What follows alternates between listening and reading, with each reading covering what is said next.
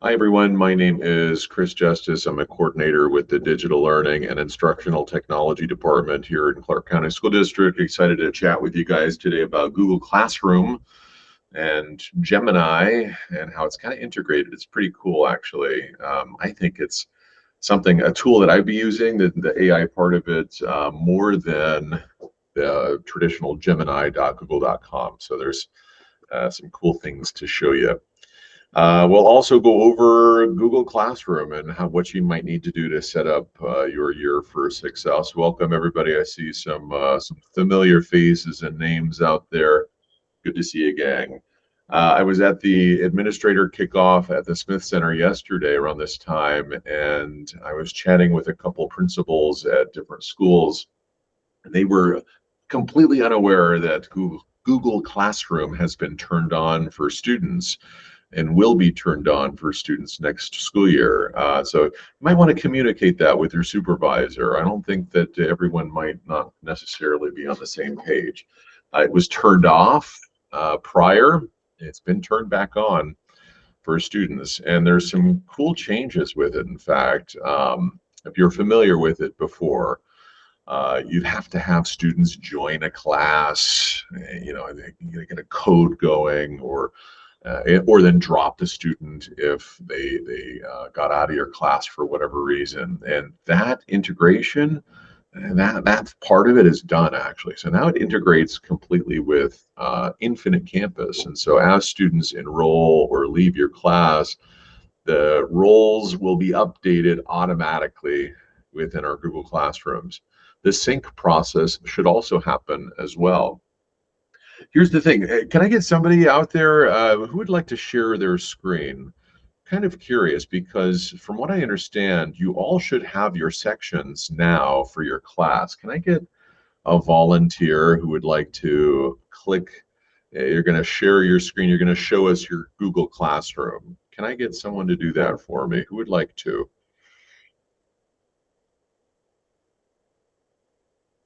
Maybe Jordan. I'll do it. Thank you, Beth. Okay. Click on, do you know how to do it? Click on that little rectangle with the arrow pointing up.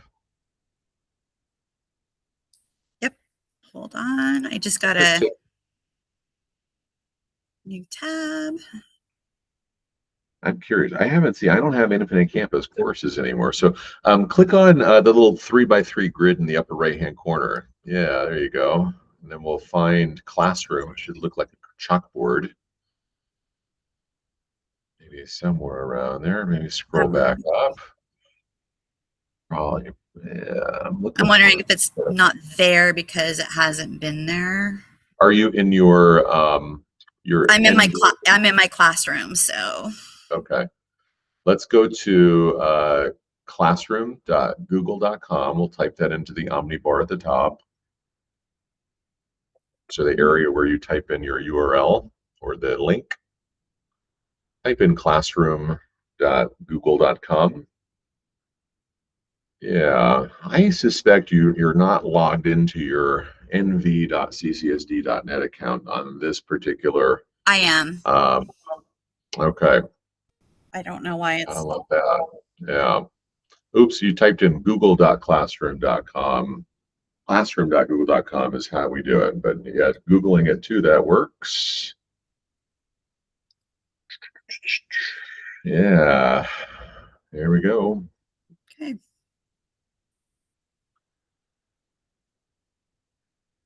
So what do you want me to do from here? Just click sign in. I'm in. Okay.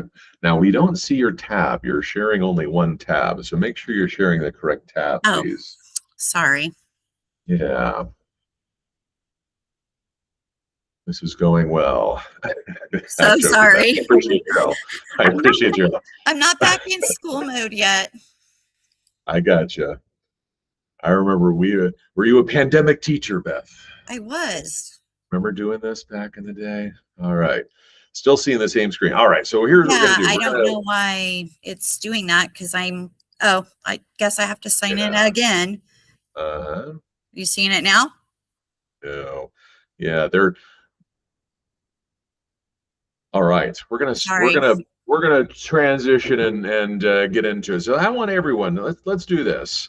This is what I should have done. Let's start the class. All right, let's start the session, and then we'll worry about that. Beth, I appreciate your help and trying that in. And it just goes to show how hard it can be to use technology in a classroom setting, right? And this is why practicing this sort of stuff is going to be really important, because we want it to go really smoothly with our students too. So how can we get into classroom easily? Let's do the learning intentions and success criteria and all that good stuff, and then we'll get going with it. All right, so we are learning how to use AI tools within Google Classroom to help. There you go. Give me a moment to help lesson planning and create digital handouts. And then we know that we will be successful if we can use AI integrated workflows within Google Classroom to design, format, and distribute instructional materials that enhance student engagement and classroom management. All right, take a look at our agenda. We're going to get into a Google Classroom. We're going to make a sandbox. If you have your classes available to you, then you're going to, maybe you can set those up too, all right?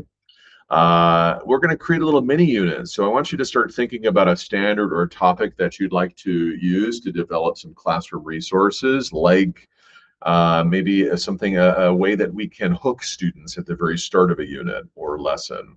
We're going to create a Google Doc that includes informational text and some questions, and then we'll assign that handout in Classroom. Later on, we'll make a quiz easily, and then create a gem that aligns with the content that we create in that informational text earlier. It'll all work out, I promise. So let's do this. Beth, I saw that you had can you share that again if you have it real fast? Otherwise, we're going to just do something different. While Beth is doing that, I want everyone to go to classroom.google.com, and I'm going to give you the link here in the chat. If you'll allow me, give me one moment. All right. Hey, Nora, there's the copy of the slides. Really, all the slides are just the agenda. All right, let's scroll down. Yeah, all right. Doesn't look like you yet have your classes. Let me ask you this, Beth. Do you have your classes in Infinite Campus? Your microphone's not on. Yes, I saw it yesterday. It's there. Okay, click Add Class. Let's see what this looks like here. Just curious if this is going to automatically happen. Yeah, click Add Class. The top right. Middle right, I guess. Okay, I just moved classrooms, and this computer is way wonky. I am so sorry. Look at the picture of my supervisor, Lucas Levitt. It says generative AI in the center. Look at the right. There's a plus add class. It's blue. Yes, I don't have an arrow. I don't know what happened to my mouse. All right, we're going to stop sharing. I want you to stop sharing too, okay? And then we're going to transition. This is not working. You guys are in the chat, you're going to tell me. When you click add class on yours, what might you see? What do you see? Does it create class? And then look to see like this drop down. Does it show your classes?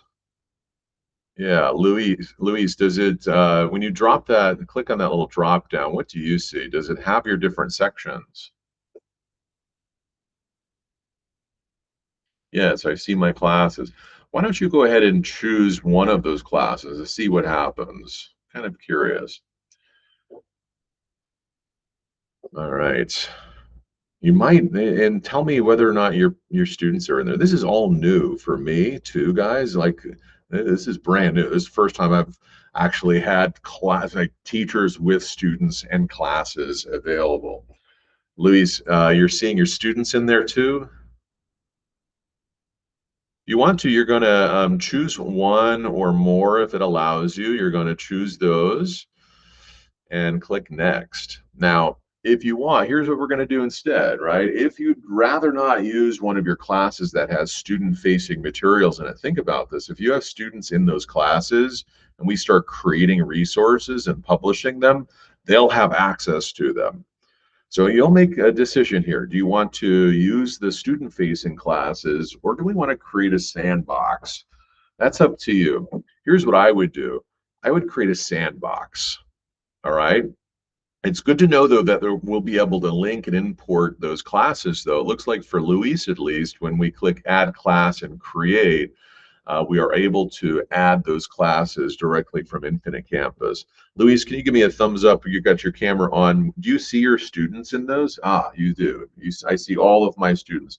So be careful. If you're going to use one of those classes with students in it and we start publishing things, they'll get access to it. In fact, they might even get an email notification for it.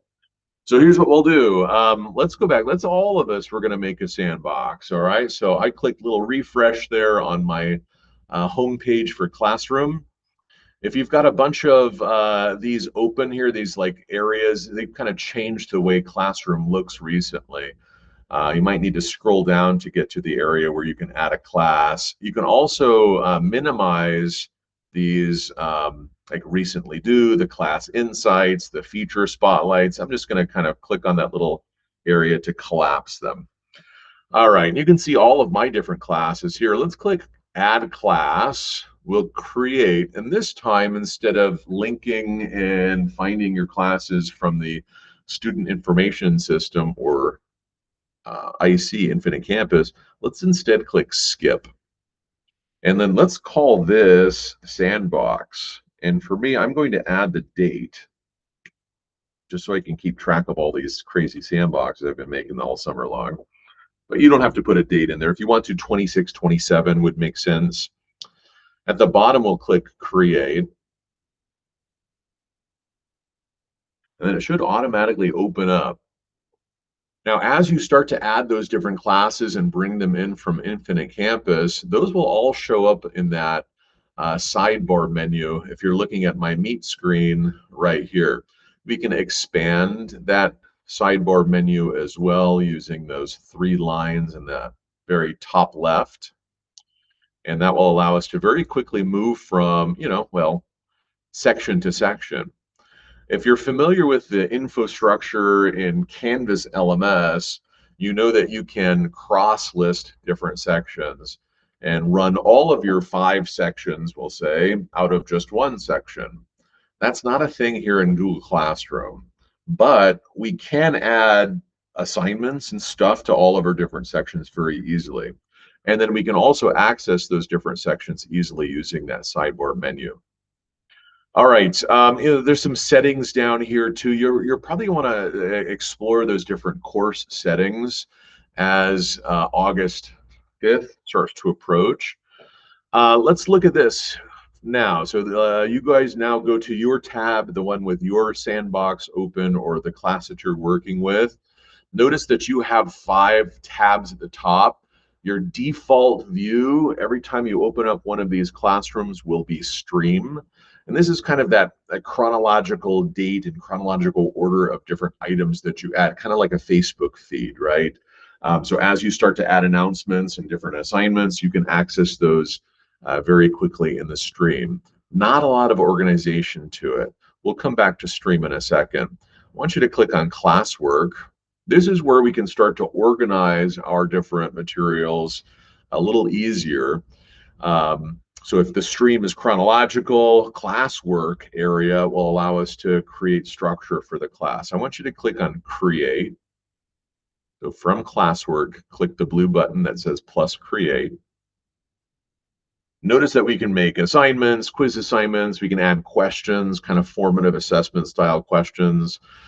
In Canvas world, we can add a page. If you were in my session yesterday, we created a page of content using Gemini. There's not really pages here in Classroom world, but you can add, well, like a doc of content. You can add a slide deck for sure. That's what you would do with this button. I love that we're using a sandbox right now. You can reuse posts. So think about this. Here's what I would do.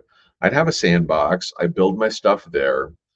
And then this reuse post button, I can now pull those materials from my sandbox and move them into my student-facing class. Let's say that I wanted to add whatever it is I'm going, some thing from other sandbox. I'll pull that quiz up and I'll click reuse. And so that's how I can move stuff from one place to the next easily. We'll look at this interface here in a minute as well, but I just wanted to let you know that you can add something from a sandbox to all of your student-facing classes.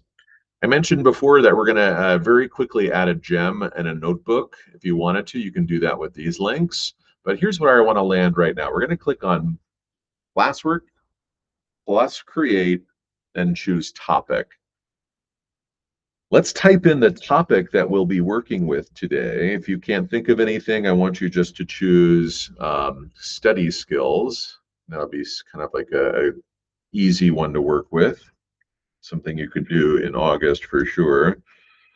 Although I'm not sure that that's standards aligned, but again, it's just practice here, right? So it doesn't really matter.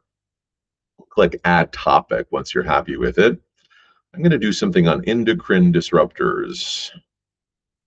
Notice that this is actually kind of cool that we're looking at this. Look at your meet screen. Toggle back to that meet screen so you can see the visual that I'm looking at. Remember when I was trying to add like a quiz from one sandbox, bring it in here.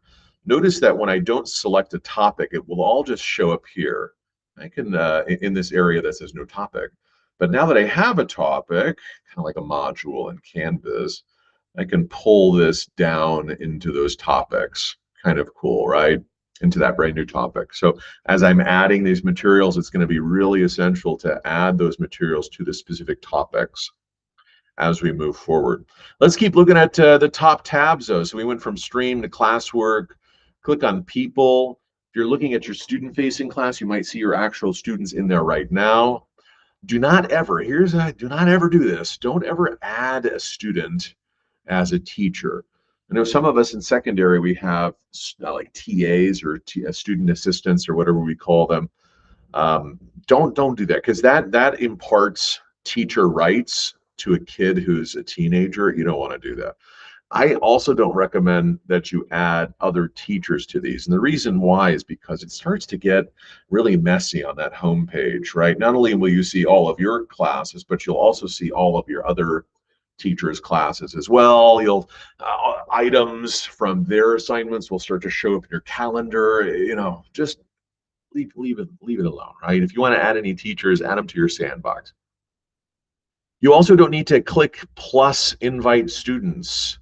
All right, that's going to happen automatically here with the integration with Infinite Campus. So you'll never have to give any student a code or anything like that. As you start to create assignments and have students in here, you can access all of those assignments and give them grades, grading the materials that they start to put in this section. You might also have, I believe that you should also have a button that allows you to link to your Infinite Campus. And so as those assignments start to come in and you grade them here in this interface, you'll be able to click a button and send those grades to Infinite Campus, which is kind of cool. I love the analytics. This tab here is, I think, going to be really, really helpful to us to show us exactly what students are doing or not doing in our classes. It'll look a lot different once you have students in there and you start to have, you know, assignments and things to look at. Okay, a little, yeah, kind of some basics here. So, and again, like this is something that you'll want to do here as well on day one. As soon as you have your Infinite Campus categories made, your formatives and your summatives, you can import those into Classroom as well. And you'll do that through the class settings. All right, so again, you'll want to set I've got a class next week called Teacher Toolkit. And that's where we're going to kind of concentrate a little bit more on what these settings look like. But, you know, it's pretty straightforward here. We can integrate with our student information system, our Infinite Campus. We can pull in the grading periods, the grading categories. We'll be able to import those from IC, which is great. All right. I mean, it's something you can be doing now, too. Let's actually go back to Stream, though. For me, I'm going to have 5 different sections of students. I'm probably going to want to have a different header for each one of these. I can click on, let's go to Stream. From your classroom, let's click Customize for that banner. We can upload a photo. I might want to do that. Let's see what I got here.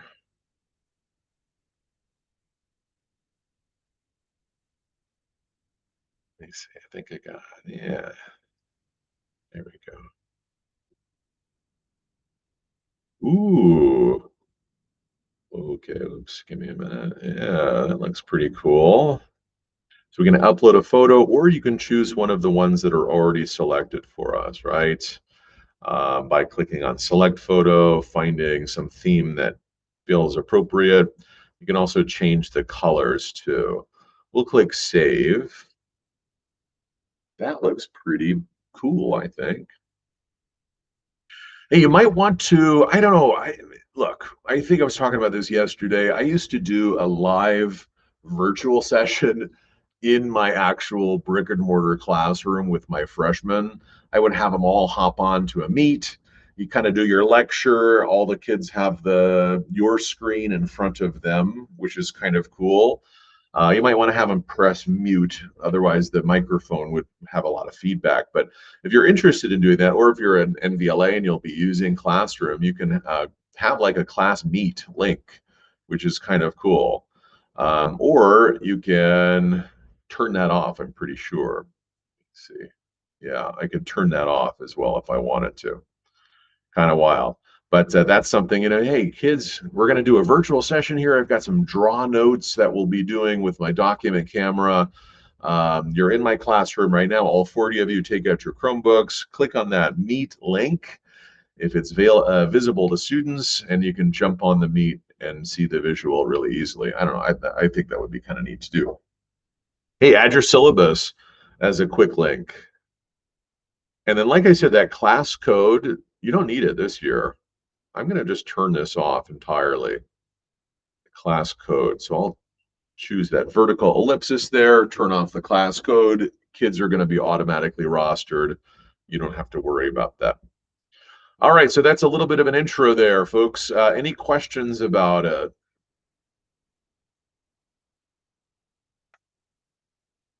This is new to me too. It's going to be interesting. Like, I don't know what you're seeing on your end. I always thought, I was under the impression, I was told that all of your sections will just automatically pop up one day in Classroom. It sounds like that didn't necessarily happen. So like clicking create class and then pulling them in from Infinite Campus, like I was showing you earlier, or suggesting that you can do earlier, might be the way to do. And I'm kind of interested how that process works. I don't know what it looks like because this is all new. Exciting times in the digital learning and instructional technology realm.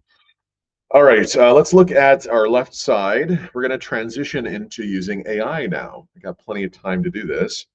So if you need to expand that sidebar menu, I want you to do that and then find the fourth link down from the top left, the one that says Gemini. Let's clickety click. These are all of the AI tools available for teachers. Not only can you start with a prompt in Gemini, like I like this one. In fact, we'll do this later, I think. Maybe create an infographic. I can set my target level, describe what I want to do, and it will pop up a new tab that brings me over to gemini.google.com.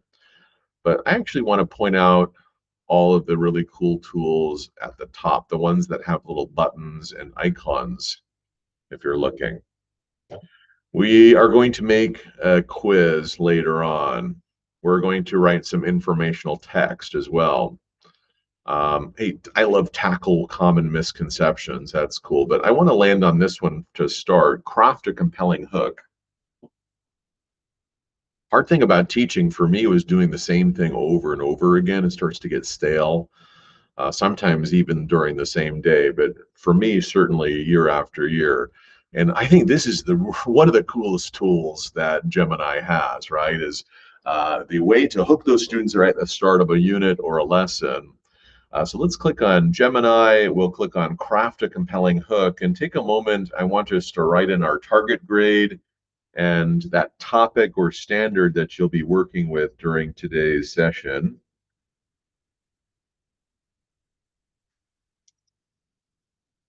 Note that you can upload materials. If you have a slide deck, you can do that, or some reading or something on your drive. That's cool. Notice that you can also figure out ways to spark curiosity or engage your students. We'll click on Generate.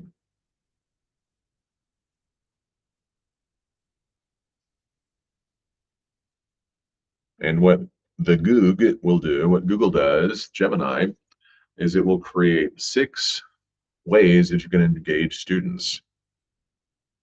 And each one's like, it's not a bad idea. That's why I'm like, this would be kind of cool. I mean, you could do a new one every year, every time you teach the topic.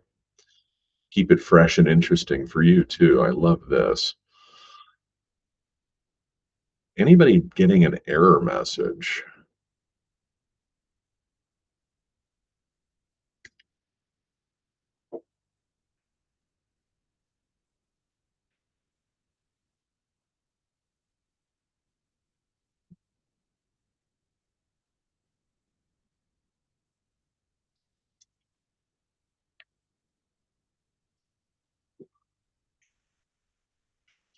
Let's try it again for me. Yeah, sometimes the AI doesn't work. It's like, did you not get the question? Right. Yeah. So me, if you're looking at my screen, it gave me 6 different ones. I'm sure you guys all are at the same point. Go ahead and give me a thumbs up using the emojis and the meat. You're right there with me. Okay, some of you guys are probably ahead of me too. You know what I'm going to do is I'm going to find the one that has very few materials, if any, right? Like it's 5 minutes before the bell rings. What the heck am I going to do for endocrine disruptors? This one, all I need are sticky notes and pens. Perfect. Let's do this. I want you to choose one of them. Just do it randomly if you want. A quick cursory look at them, and then let's click on that copy button at the underneath one of the 6 hooks. We'll click copy. Now, if I move away from this page, all of those options are gone forever. If I wanted to save them and like, this isn't bad, I can do this again next period or whatever. If I click export to docs in the lower right-hand corner, that'll pop up the docs, and now I'll have it in Drive forever, right? Which is fabulous. But like I said, if I go back to, I want you guys to do this now. Let's go ahead and go back to that sidebar menu, pull up that sandbox or the class you're working with, click. Notice it's going to say, are we going to discard those changes? They're gone forever. Click OK. Our default view is the stream. I want you to find that light blue button, the one that says New Announcement. Let's click there. And I want us to paste in that question. Let me clean it up a little bit. Take a look at this interface. Click that drop down. So we don't have cross-listing in Classroom world, but you can add this announcement very easily to all of your different sections. So I'll click on that little drop down for my sandbox, and that's how I can access all of my different sections. Put them in all of my sandboxes.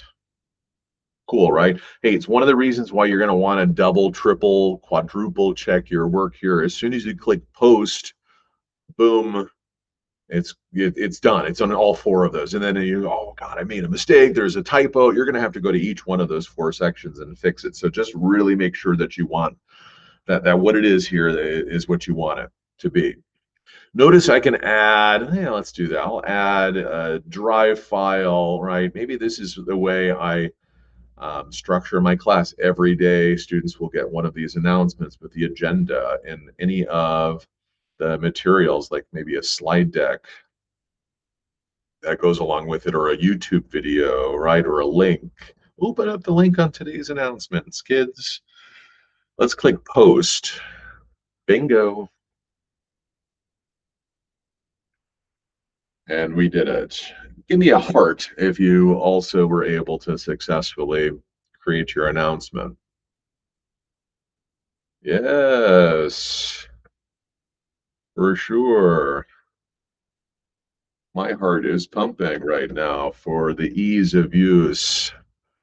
in Gemini Classroom. I'll tell you, I am a fanatic for Canvas. I love it. My entire class, when I was a teacher for AP Environmental Science and Biology, everything. A daily announcement, quizzes, assignments, everything was in Canvas.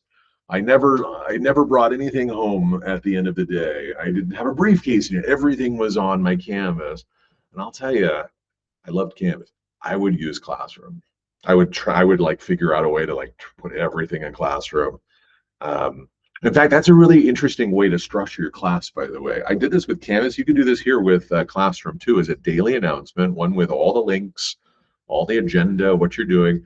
What happens is that the students don't have any more excuses if they know exactly what it is that you've been doing in your class every single year, right? Every single day, rather. They're absent on Tuesday and they have a question. What did we do? Well, did you see the bell ringer from the Tuesday announcement? You can do that with Canvas. You can do that with Classroom as well. Take a look at this. Go back to the Meet screen. Take a look at the visual here. So let's say I didn't want to post that right away, right? I've got 5 kids who are GATE students who like zoom through everything at 6 in the morning. By the time I see them at 9 a.m., they're already finished with everything. So I can actually schedule these out too. So I'll click on announcement. Let's paste it back in there. I'll just choose 2 of my different sections here and take a look. Instead of clicking post, we saw that already. Post instantly puts it out there. They use that little drop down next to the word post, that little arrow pointing downwards. It says schedule. I can schedule these out to go out, right? So now I choose the publish date. I have 5 different sections. I'll probably have to do this, right? It might get a little annoying, but after you do it a couple times, it's easy. That one's going to go out tomorrow at 9 a.m. This one will go out tomorrow at 10 a.m. Boom. And so now I can schedule them out. You can do this not just with announcements, but you can also do this with every single quiz, every single assignment as well. Anything that you can post, you can schedule it to go out to. And you can schedule it to all of the different sections. I think that's pretty cool. We'll click schedule, and now Johnny won't see that until the time that you specify. If it was a quiz, think about the power of that, right? A quiz, I don't want my kids at 6 in the morning to go through my quiz until it's ready to go. So I can schedule out those quizzes to each of my different sections as well. That's a game changer for me. Questions, folks? What do you think? Give me an applause symbol if you're into it. You're like, yeah, sure thing, man. This is great. I'm telling you, it's so easy. Oh my gosh. I train teachers. I sit with them on one-on-one sessions and I have them share their screen and have them like set up their canvas and I pull my hair out, not because of the teacher, just because of how difficult Canvas is. It's easy for me because I've been doing it for years and years and years, but like watching a beginner do it is like, oh my God, the decisions that the people that make Canvas made to use it, the user interface, it makes it really difficult. Classroom is so easy. Yeah, Crystal said, and it's so good for elementary students as well, right? I agree. I think this is going to be a game changer for elementary. If you're not using Classroom in elementary, talk to your supervisor today. All right, we're going to transition here. Oh gosh, how much time? We got 27 minutes. How are we going to pull this off? AI. All right, let's do this. We're going to make a Google Doc handout. So let's go back to Gemini. That's that 4th link down from the top left. Clickety click. This time we're going to write in informational text. So under, where did that go? So under generate a quiz, it's like a green button. It says write an informational text. Let's open that up. And just like we did last time, type in that target grade, the topic that you're working on, that standard, whatever it is.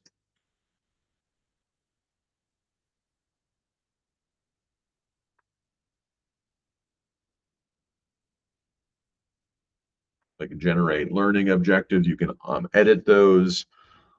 Make sure that they align with those tier 1 instructional materials. Isn't a bad idea. Then we'll click generate.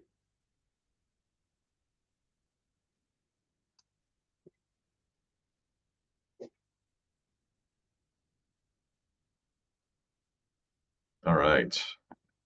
What I love about Gemini and Classroom is that every single time I've been doing this all summer long, it always gives me the same formatting. When I just use regular old Gemini.google.com, right? You've probably been there before. So Gemini, not through Classroom, it's always different. There's always a different format to it. There's not questions at the bottom. Every single time I use Gemini through Classroom, it's always standardized, and that's awesome. Again, one of the reasons why I'd be using Gemini and Classroom over the other one. Notice I can just, if I 5 minutes to the bell rings, if I just click add to class, and I made this, choose my sandbox, I make this, maybe it's that material. Okay, kids, we got some reading. Yeah, I click confirm and I'm done, right? But actually, I want to turn this into a digital handout. So let's do this. We're going to export this to Docs. Click the button in the upper right-hand corner, the one that says export to Docs. All right. Let's clean it up a little bit, right? I don't know if my students need to know some of the introductory information here.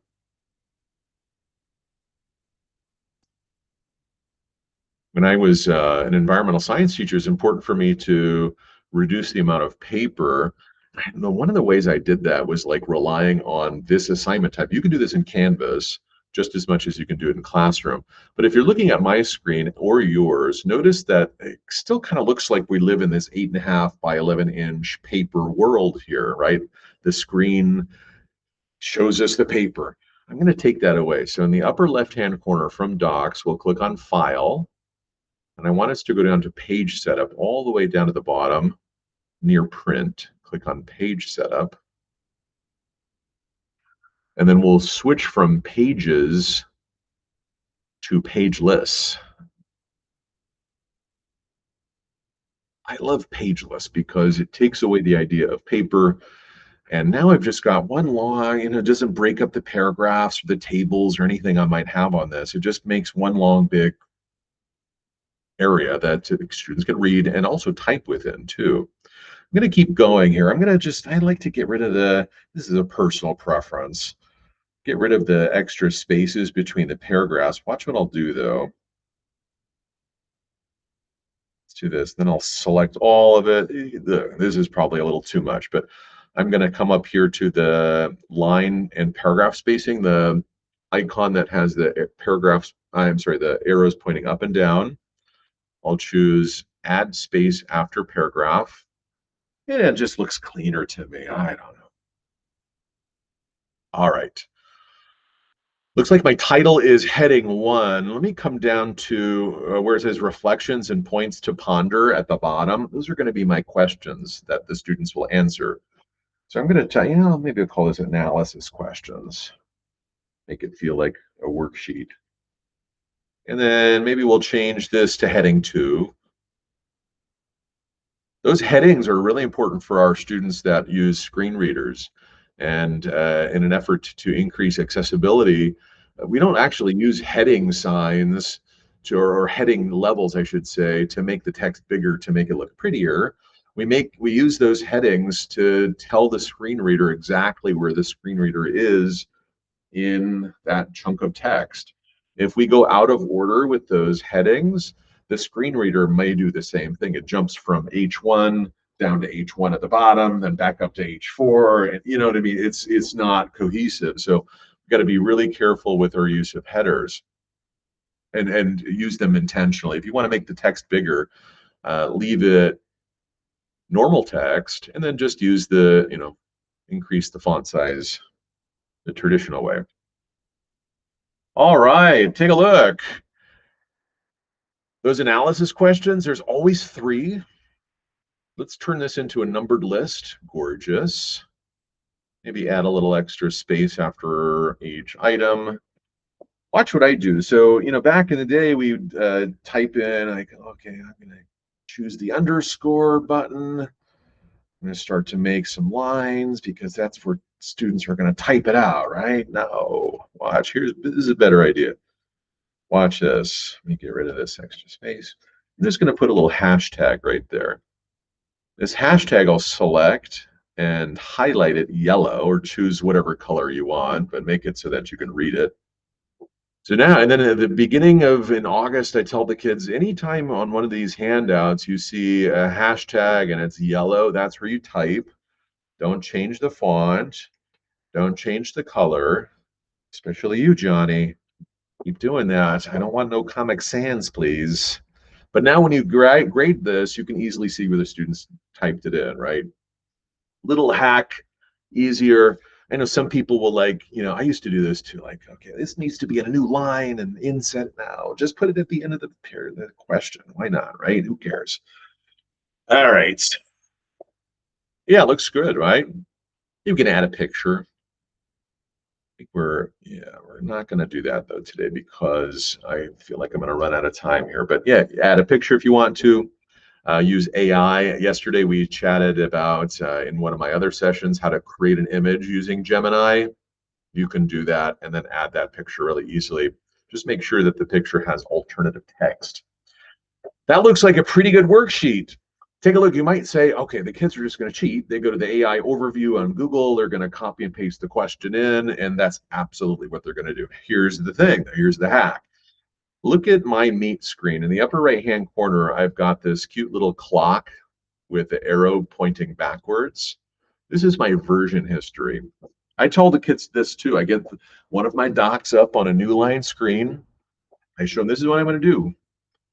For every single time you turn in one of these docs, I click on version history and I look at what you did. And if there are a lot of entries here, you can assume that the student typed in the work because Google is recording those keystrokes.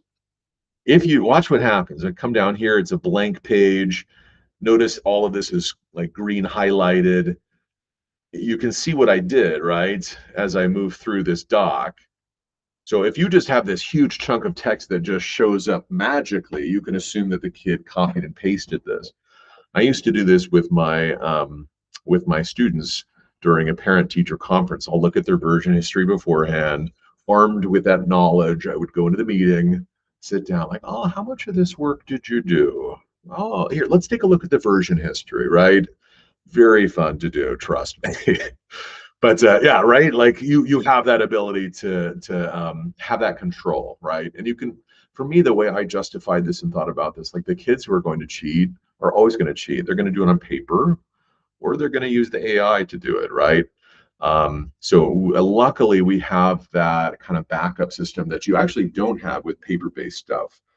Version history, you can actually look to see. All right, what do you think? You got it? All right. That was a lot. We got 17 minutes left. How are we going to pull this off? Let's go back to Google Classroom. So find the tab with Classroom. Let's click on that sandbox or whatever class you're working with. Default is Stream. The default view is Stream. Let's switch over to Classwork at the top, those tabs at the top. Let's click on Create. Click on that plus blue button, the plus Create button. Let's choose Assignment. This is going to be critical that you do this. Listen very carefully. I'm recording this. I'll send you the link. We'll click on Drive. And I want to find that doc that we made earlier. There it is. Boom. Select that doc that we just formatted, that worksheet. Click Add. This is critical. Look at my screen. If I just click, make a title. Here, let me do that real fast. EA topic 8.3. Blah, blah, blah. All right. Take a look. If I just click Assign, the kids are going to have to make their own copy. This is what I need to do right here. You're going to forget this. This is the most important part about doing an assignment like this. I'll click on that drop down. I want to change this to make a copy for each student. You can do this in Canvas, by the way, if you're interested. Force a copy. When that happens, you and the students are co-owners for that doc. meaning that you now can look at their version history without them adding you on as an editor for their work. This is critical. And what happens is that it will make a copy for each student. It will put their name into the title as well, which is kind of nice. And but it's really critical that you do that. And remember, if you click assign and you put this into 5 different sections and make that mistake, you'll have to go to each one of those 5 sections and fix it. So just be really careful. It's not 100% obvious, this drop-down menu, in my opinion, to remember to make a copy for each student. All right, guess we can also add YouTube videos, links, pertinent links, all that good stuff. Look at the assign panel on the right-hand side. No cross-listing, but I can add this to different sections easily. Let's work from the top down. We can make a nice due date. Let's make that tomorrow. Don't forget to add this to your topic. If you don't, it will show up in the no topic area. When you set in the settings, when you set your categories and all that stuff, you'll have formative and summative. You'll be able to set those properly. Like 100 points is way too much. 10 points is fine. All right, had a rubric. I'll check plagiarism, just working from the top down. And remember, if I don't want my kids at 6 in the morning to zoom through this, instead of clicking assign, I can schedule this out to my different sections. There we go, including the time. Let's make it 8 a.m. Yeah, there we go. This will be 7 a.m. This will be 10 a.m. All right, there we go. All right, cool. Adding it to the proper topics. Looks like I've got, my publish date. Oh, that's important. If this is a quiz, I want to make sure that this gets published at the proper time. You get the point, right? The 7 a.m. Okay. All right, we'll click schedule. Now the kids can't see that until it gets published. Pretty cool stuff. Questions about this, folks? What do you think? You getting it? Yeah, you guys are in? Yeah, all right. We're using it. Are we loving it? Are we getting some hearts going? Yeah, Wendy's got a heart, sure. All right. Who's going to fully embrace classroom next school year? Give me an applause or one of the emojis. Okay. Who's going to, let me ask you this. You'll want to talk to your school site administrator, by the way, about whether or not you can do this. For me, I know I'm probably going to use both. Like I would use Canvas and Classroom. That's such a controversial statement. I've said that to other administrators before, and they're, oh my God. Because it's like confusing. It'll confuse parents and all that stuff. Classroom won't confuse parents, I think. But I don't know. I think I'd make it work. Maybe I'd have all of my assessments on Canvas, like the summatives or something like that. And then my other kind of go-to quick stuff on Classroom. But again, who knows? So let me ask you this. Who's going to do 2 or both? Any emojis? Give me any emoji if you're thinking about doing. Okay, that's a no. I gotcha. Nora, that's going to be a school site administrator. We don't make those decisions at the central office. That's going to be your principal. They might, in fact, there's like, I think 10 schools that have said turn off Classroom. We're a Canvas school. So yeah, you'll chat with them, and if they don't have any opinion, then yeah, don't chat with them. All right, like I said in the beginning, there might be some people that some administrators don't even know that this is a thing. Let's do this. Let's go to, from the top left, let's click on Gemini again. We're going to make that quiz real fast. We got 11 minutes left. So click on that link 4 down from the top left, the one that says Gemini. And this time, find that purple button, the one that says Generate a Quiz. This is the grand finale. It's the best part. Be doing this all day long with my formatives. We'll click generate a quiz. And then just like last time, let's go ahead and fill it in. Let's make 10 questions. Yes. Type in that topic standard you've been working with.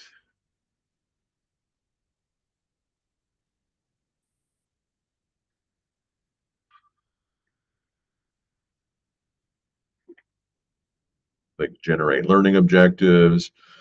Make sure they're aligned with your Tier 1 instructional materials. At the bottom, choose, how about all 4 of the question types just for fun?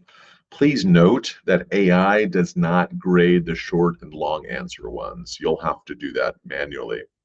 But if you're looking for a quick and easy formative or a survey or something like that, maybe this is the pre-test, multiple choice and true false automatically get graded. And you can send those to Infinite Campus too, if it's an assignment. Let's click generate questions.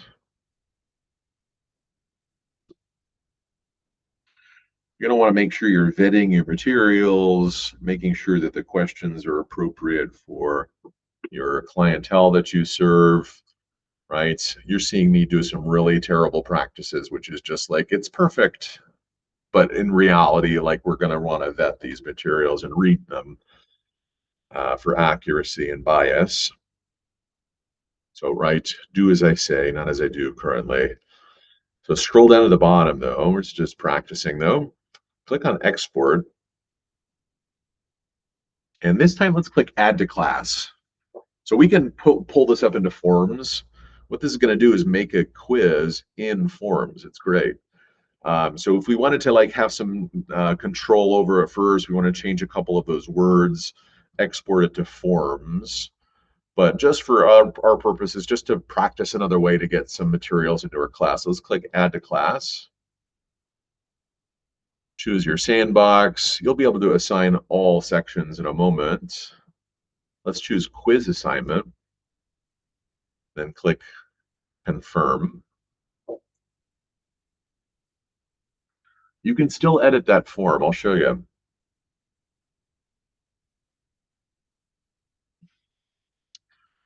You've got that pull up here. We'll type in topic or standard we've been working with. I love this locked mode on Chromebooks. So if students got a Chromebook, they won't be able to access other tabs. I'll turn that on for sure. All right. Notice I can also click on that form. In fact, I might want to do this. Click. So open up that form. Notice that you can still change things if you wanted to. In fact, I'm going to change the title of it.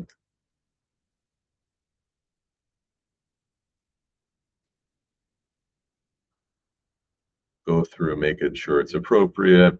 It's already set up as a quiz within Forms. I'll go back to my quiz. I can add YouTube videos, other materials for my drive, just like any other assignment.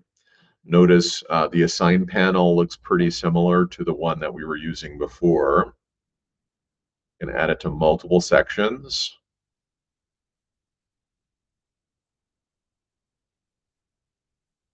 Make sure we add it to that topic, otherwise we'll have to go to each of those sections. And just like last time, I can click schedule.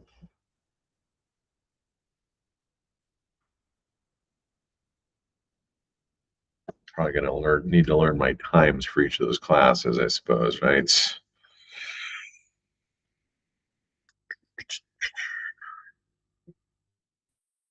To 7 a.m. This will be critical for locking down those quizzes, is scheduling them, right? Again, you don't want those kids to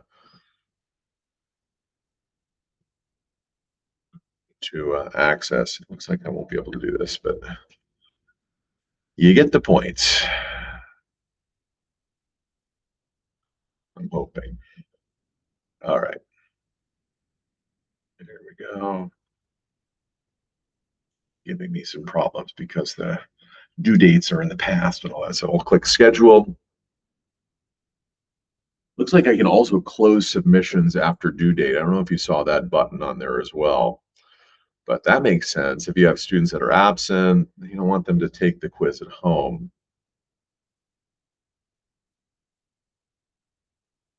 Yeah, cool stuff, right? Preguntas, questions.